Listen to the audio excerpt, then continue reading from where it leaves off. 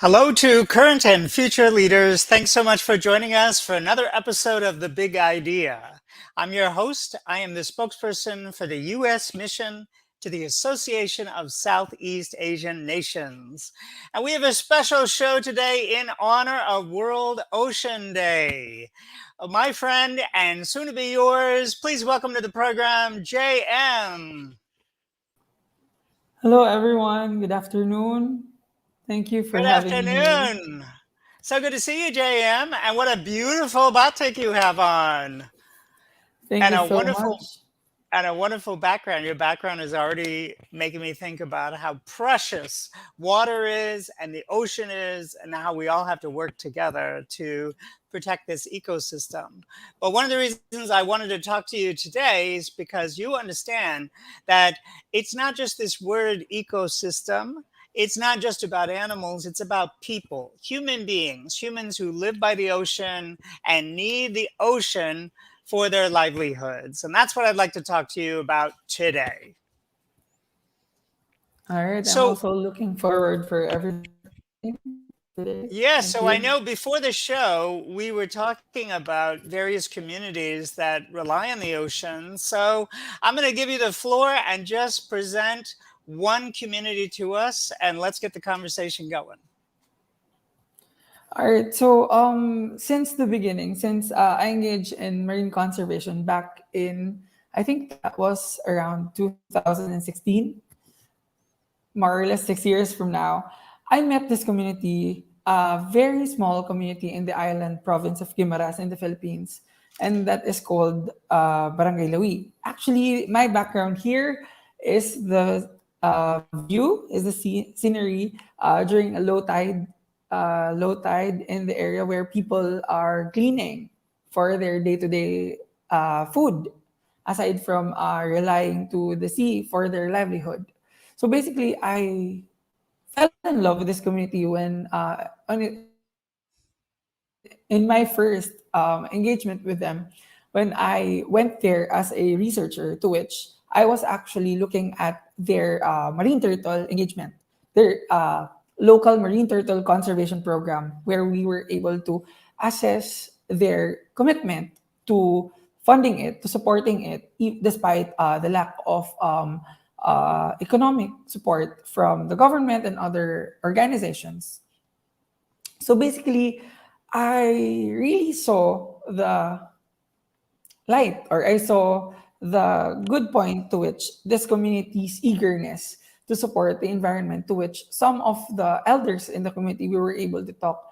And I was really inspired, to which they told me in a very candid talk one afternoon, to which I asked them, why are you supporting, or why are you taking care for the environment?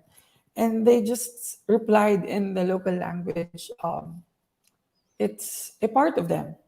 It's an extension of their lives.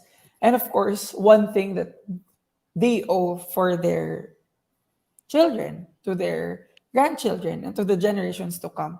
So basically, I was really inspired, to which I really thought of this connection, that this is beyond conservation. This is beyond just any science or any formal education that I have encountered in my life.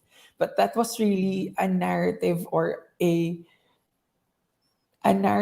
at least a heartfelt message from a person who has no formal education background, but who keeps on engaging, or at least supporting conservation, marine conservation initiatives. And that's how or where my spark came, as to why I think that's one of the few reasons why I kept on going, and why I am here in front of you right now this afternoon. And this community, the Baranga Louis, if I hope I'm saying that correctly, Yeah, how big is this community? it's just What's the about population? 2 hectares in land area. It's just around 2 hectares, but to which Mhm. the residential area is just about a very small portion, like 500 to 700 square meters, with at least 1,000 population. So it's really small. And mind you, it's at the tip of the municipality. So basically, it's really, really, really secluded, to which at some point I am sad because they are far from the civilization. So it's really hard for them to like to barter trade, to buy their goods. Mhm. And at the same time, I'm quite happy since only a few people go there. So at least tradition, uh, strict marine conservation is also observed. But at the same time, I'm also proud of one thing that we were already able to engage, to which we co-created or co-proposed their ecotourism plans, to which they're already having notions or at least concepts of opening their communities to at least let other people know that there is a marine ecosystem to take care of, and at the same time for them to experience and better understand why do we really need to engage in these kinds of activities. And then of course leisure part. And what challenges are they facing? Are they seeing the impact of pollution? Are they observing illegal fishing? Give us a sense of what some of their struggles are. Looking back, their struggles were really multi-sectoral, to which it would reflect one, their legal challenge was really more on the formalization and of course the bureaucratic processes on how are you able to obtain a land title of a protected area, to which I think the concept Mm, of ownership is really not there since this is still being fought for right now. And at the same time, there are also one really challenging activity in their community is the behavior change. Since their neighboring communities are really not very aware about the concept of conservation, fisheries and marine conservation, to which they kept on engaging in various fishing activities, mostly are like somewhat considered illegal. Blast fishing, or let's say, to be very inclusive, unsustainable fishing practices. Blast mm, fishing, and of course, lastly, is the unsustainable tourism activities of the neighboring communities, to which they are commodified mm, at this point, to which they are just seen as a part of the tour package network that the other community is offering them as a destination. However, they are not even earning from it, nor even being mm. helped with the part of conserving it. So I guess that's That's an some. excellent point. A lot of people are becoming increasingly interested in ecotourism trips, but they don't always ask questions such as how are funds that we're paying for this trip benefiting the community? That's a good question to ask to any ecotourism company when one is considering a trip. Mhm. Yeah. And perhaps governments and ASEAN member states, as well as the United States, we need to be exploring that and making sure that we have policies and laws in place that protect those communities. Now, you mentioned sustainable fishing, sustainable development, ecotourism. What does that mean? What are some of the policies or practices that help to create a sustainable environment for these villages, these communities that touch the ocean? Well, to technically define, well, if we really look at or dig into the concept of sustainability, it is the consumption of the available resources at hand without compromising the resources for the future generation. So basically, in the context of fisheries and tourism, to make it sustainable, we need for the fisheries, we need to look at the number of or the number or the approach of fishing, whether it's destructive to the coral reefs, to the mangrove Hmm. forests, and at least if we look at even if we dig deeper into the science of it, we need to look at the size of the fishes, the species of fish, whether um, it wasn't able to grow in its optimal length, weight. These are already indicators to which at some point we are not letting the species of fishes grow on their own in their natural way.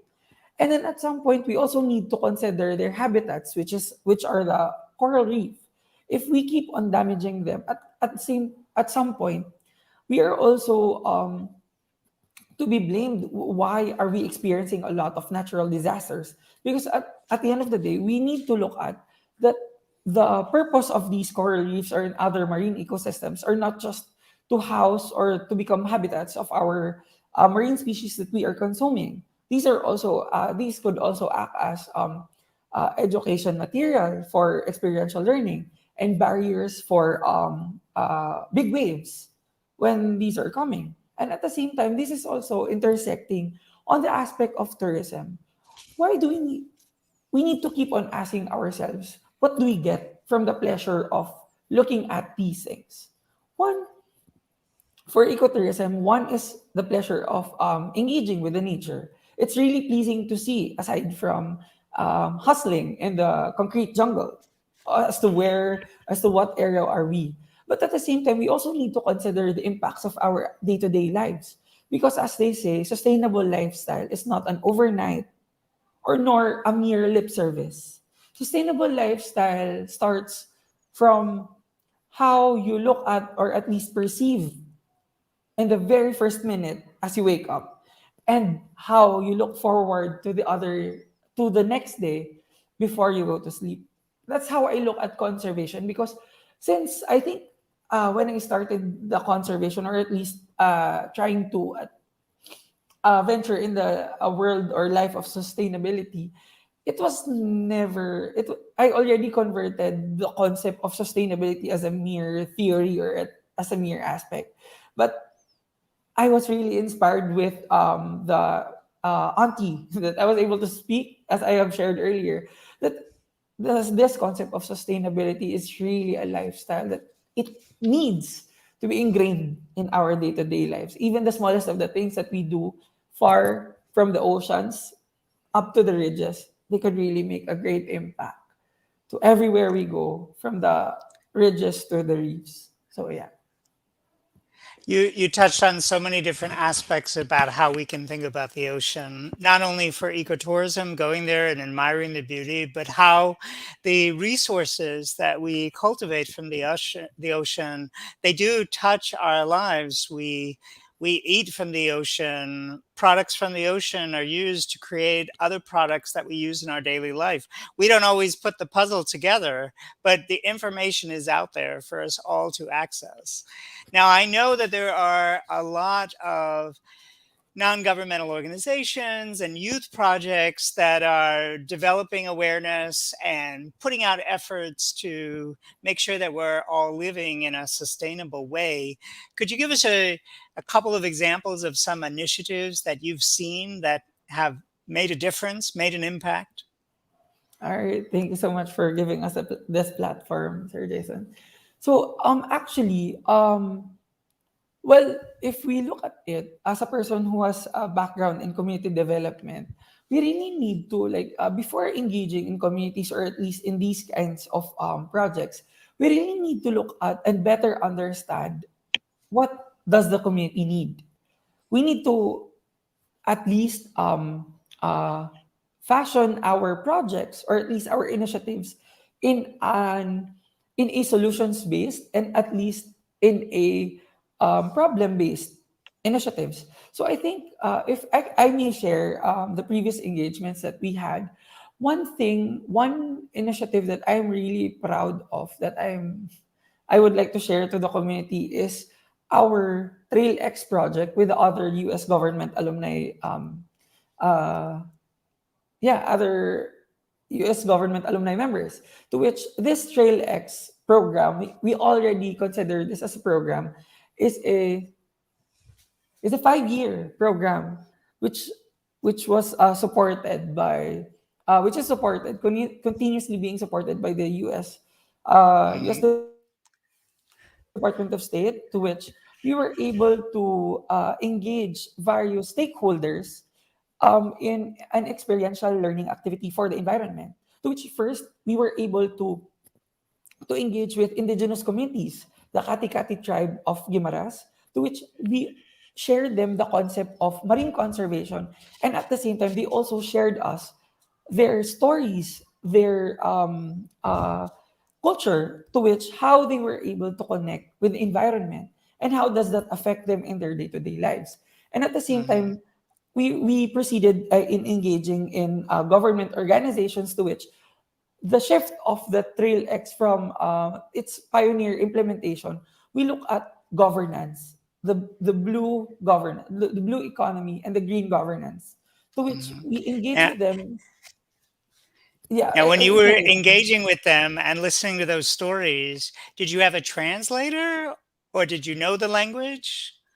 We have a translator actually, but at the same Uh-huh. time, we at some point we understand their language since their local language is somewhat intermarried with the language of Kinaraya here in the Philippines. So I learned how to speak the language. So we just Wow. needed the help of Uh-huh. our peers to better understand their day-to-day lives, their narratives.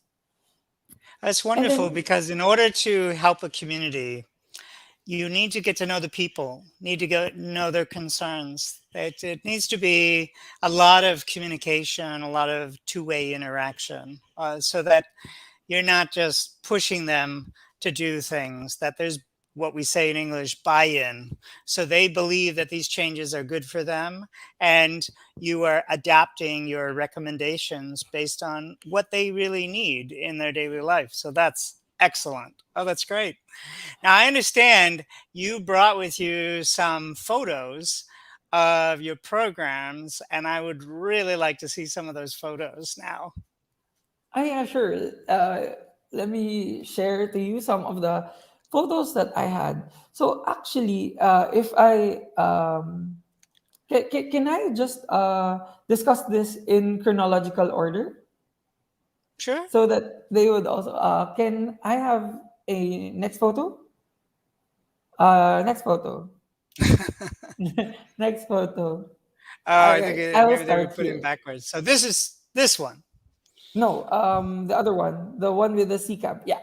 So actually, this was back in 2017, to which actually I was a mere conservationist. If we would share to look at that, um, as a mere conservationist, I just cared for the environment because of the things that I read, the things that I saw on social media, and the things that I see on other media outlets.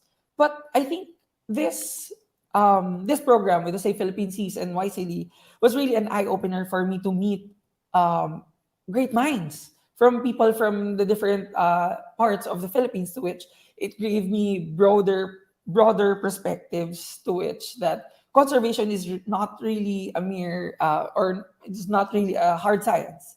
It's more of a social science, to which how people engage in the science of sustainability for future needs. And at the same time, in this, I always take pride to which in this program, my first project in the conservation field was teaching conservation or sharing conservation initiatives through art among indigenous people of the northern islands of the Philippines. So through this was really an eye opener for me, to which that it really makes sense that from the things that I've read, some are really reflective and some are contradictory. So at the same time, it this was the turning point in my perspective, to which that I considered that okay, I can make a difference, but that doesn't mean that I am the one making a difference, but it's the community. So are you in this photo? Yeah, I'm the one wearing red with the red There you sleeves. are. I'm thinner. Ah, so this sea Kidding camp really aside. opened your eyes to Yeah, possibilities and yeah, how you could make an impact. Ah, that's excellent. yeah. It really And made the U.S. government supported program to yeah, clarify. of course, But that's yes, great. definitely. And then afterwards, I think that's the next photo that I saw earlier. Yeah, that one. This was the one that I shared to you when we engaged the youth and the youth in governance in Hmm. Boracay. You're familiar with Boracay, right? Yes. And look Yeah. how they're So paying attention. I mean, they're really engaged. yeah. So basically, we went to Boracay, a very crowded place for tourism, but we brought them to a place where there's no people, for them to better understand and appreciate the value of their marine life, the value Hmm. of the ecosystem beneath the surface. So in this picture, I was explaining to them the activity that I made them do.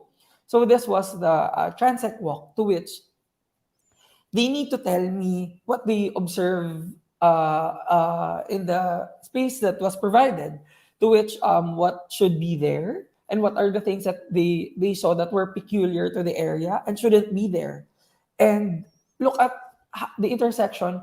Why would even a um, an item that shouldn't be in the ocean was found floating in the ocean, per se, a toothbrush? Why would it be in the ocean? Or at least,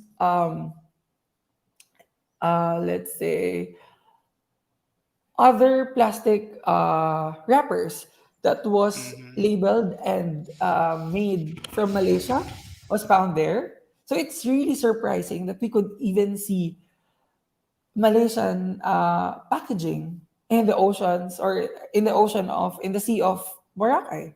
So basically, as this anchors to the fact that I shared to you, that what we do in our ridges and even at the shoreline of other coasts in other areas will always make an impact, whether positive or negative impact, to That our one local, to our toothbrush, that communities. one Yeah. toothbrush could inspire a lot of thoughts, a lot of discussion, potential policy advocacy, because that one toothbrush, it's not just one toothbrush. It's there's the plastics pollution problem in the ocean is a significant challenge that we all need to solve. Yeah. So basically, like the famous saying that every environmentalist, or at least every advocate, is saying, like, you keep on talking about that one toothbrush, but what about the hundreds or thousands of people thinking about that one toothbrush, right? So it really makes sense now. At least, like, why do we need to keep on advocating for a sustainable lifestyle? Because at the end of the Hmm. day, it's not pure science. It's more on behavior change, and how are we going to engage, or at least bring people to rally, to support, to at least to advance the cause together with you, or at least become leaders in their own ways and support their respective initiatives, right? Absolutely. Absolutely. Yeah. So I think we All can right. discuss I know you other had another photos. couple of photos at the beginning, so let's Oh, go yeah, of back. course. What are we looking at here? Oh, yeah. Okay. So actually, in this photo, I'm enjoined here with the girl beside me is also a YSEALI alumni, to which she's also a Uh-huh. marine conservation. This is a class. This is a class in our marine Master of Marine Affairs program, where we conducted sampling activities in a protected space, uh, also in the Philippines. So basically, here I take pride in this picture, to which that we need to keep pushing ourselves to learn more, while we keep on advocating, because at the same time, I really felt the need to learn more the science aspect of it, to which we can't we can't keep loving what we don't know. So basically, we need to Hmm. equip ourselves better and dig into the things that we know that we still need improvement. So in this aspect, we conducted a lot of assessment in the aspects of, I think that's a coral and seagrass assessment, to which we tried to understand why was there a bleaching in that area, and after that we talked to the community about our results. So I'm really happy with the results, with the decision of the community to support the further study, and of course, the conservation of their coral reef. And of course, I think the output that we had here was the efficient zoning, that there are zones that boats can no longer cross through, so that there will be less disturbance in the area. But at least they could still see the thriving coral reef in the specific area. All right. And I know you have another couple photos there at the beginning. Yeah. What are we And looking then at here? yeah, this one was actually one of the eye-opening activities that I also had in 2018, to which I was able to share the experiences and narratives of my community from the Philippines to the Southeast Asian youth. At least we were able to better understand the cross-cutting and of course our individual differences. I think in this area we were able to engage in a farm where they grow flies, black soldier Mm. flies, for Uh-huh. I think this is for the compost area, for healthier soil. So at least in this area, we were able to, through the YSEALI Marine Debris Expedition, we were able to get a perspective from ridge to reef, like what happens on land will always get its effect in the sea. So I think this part we were able to, from the Bantar Gebang. I don't know if you're familiar. Bantar Gebang, the waste facility in Jakarta. We were Nope. able to I don't know see about this. that yet.